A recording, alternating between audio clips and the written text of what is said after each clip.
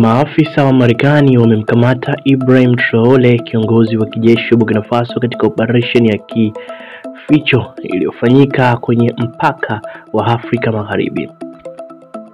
Habari hizi zimeibua taharuki kubwa kwenye vikao vya usalama duniani, huku General Michael Langley, kamanda wa kikosi cha Marekani barani Afrika, AFRICOM, akieleza wasiwasi mkubwa kuhusu athari za kisiasa na kijeshi za tukio hilo. Traore, ambaye aliingia madarakani kupitia mapinduzi mwaka 2022, amekuwa mwiba kwa mataifa ya Magharibi kwa kujihusisha na ushirikiano wa karibu na Russia kupitia kundi la Wagner.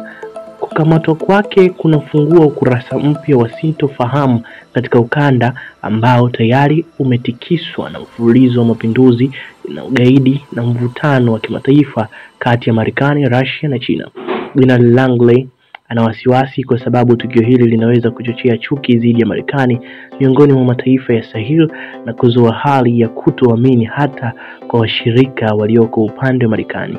Pia kuna hofu kwa hatua hiyo inaweza kuchochea mashambulizi ya kulipiza kisasi kutoka kwa wanamgambo au wanajeshi waaminifu kwa Traore.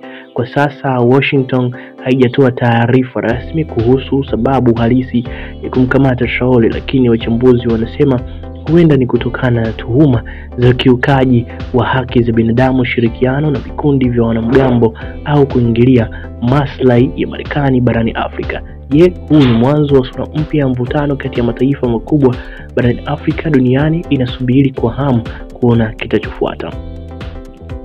Taarifa hii inakuja mara baada tu ya General Langley, general wa AFRICOM, jeshi la Marekani barani Afrika, akiwa ni jenerali wa kwanza mweusi mwenye nyota 4 kutoka Marekani, ameweza kumshutumu Ibrahim Traore kuwa anafanya matumizi ya dhahabu kinyume na mahitaji ya serikali bali kujilinda, kitu ambacho kimezua taharuki kubwa na kuanza kuenea kwa taarifa za Marekani kumkamata Ibrahim Traore. Japokuwa kupitia vyanzo vikubwa kama BBC, Al Jazeera, bado hakuna uhakika wowote kuhusiana na hili ambalo linazungumzwa kuhusu Ibrahim Traore.